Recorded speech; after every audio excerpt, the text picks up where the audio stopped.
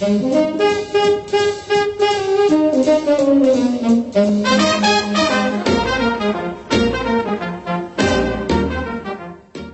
Dennis McNeil for Causeway Coast Community. Today in Bushmills with Glenda Rogers at the Bushmills Through the War exhibition. Glenda, remarkable the amount of stuff that's here in the Duluth Parish Parochial Hall.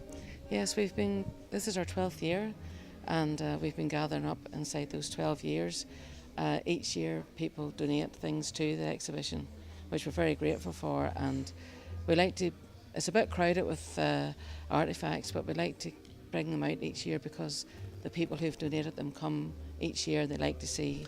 Now, we're going to have some shots of all the many, many different artefacts that there are here, but where, for example, do these come from? Or are they all owned by you? Are they privately owned or what? Well, they're owned by myself, and as I say, over here we have a dress that was donated by the Lord Lieutenant, Mrs. Joan Christie, and that dress belonged to her mother-in-law when she was presented to the Queen as a young girl. So, and makeup, jewellery, etc. And who comes along to see this exhibition? Well, people from the town, the local community. We're on Facebook, as you know, and the newspapers, and all over the world actually, because people on holidays in Bushmills visiting the local attractions always call in. And we've a couple of days still to go, and obviously we're hoping, Glenda, that those who've not been will maybe get a chance, an opportunity to call in and see it. What are they missing if they don't come here? Well, the ladies are missing like the fashions and the rations and women's input in the Great War and the Second World War, and we have artefacts on the Royal Navy, Merchant Navy, Army, veterans. We've got the Home Guard and what was happening at the home front at the time. Yeah.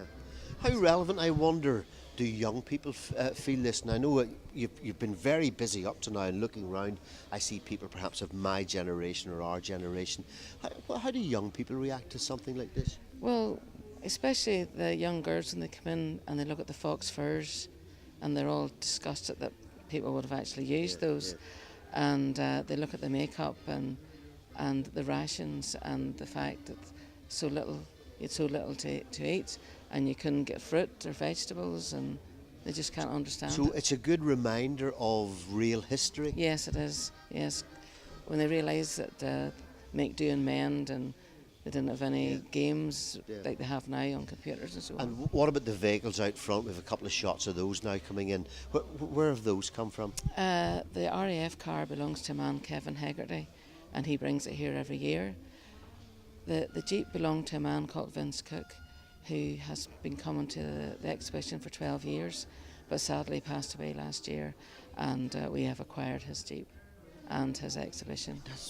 You were telling me that I was chatting to you one day in the town, so that's been given or donated to you? The exhibition has been donated, but the Jeep, my husband bought it.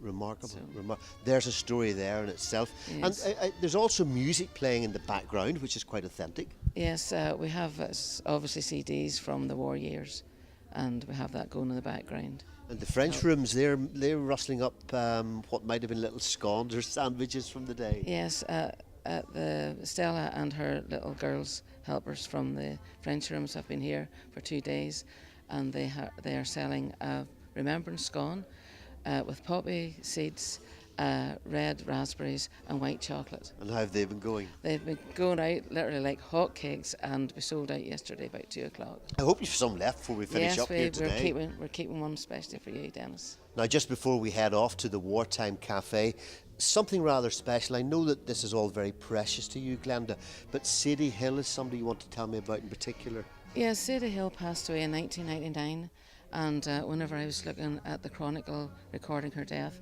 I noticed a photograph of her as a nurse in the war years. So I got in touch with her family, and they have given me this beautiful photograph of Sadie, her medals, and all her photographs that were taken during the war years. She nursed in England and then went off and nursed soldiers coming back from the Far East. So the exhibition is not just important only to those who maybe are interested in the female end of it, which is specifically part of what you're doing here, but for the Bushmills area in general, this whole exhibition is important. Yes, because we have exhibits from the Great War, the Korean War and, of course, the Second World War, which affected a lot of men from Bushmills. Okay, Glenda Rogers, good to talk to you. Thank you very much indeed. Just remind us again, you have a Facebook page and you finish up this weekend? We finish up on Sunday. We're open on Sunday from 2 to 5:30. And your Facebook And my page? Facebook page is Bushmills Through the Wars. Glenda, thanks for chatting to us Thank for you. Causeway Coast Community in Bushmills at the Wars exhibition. I'm Dennis McNeil.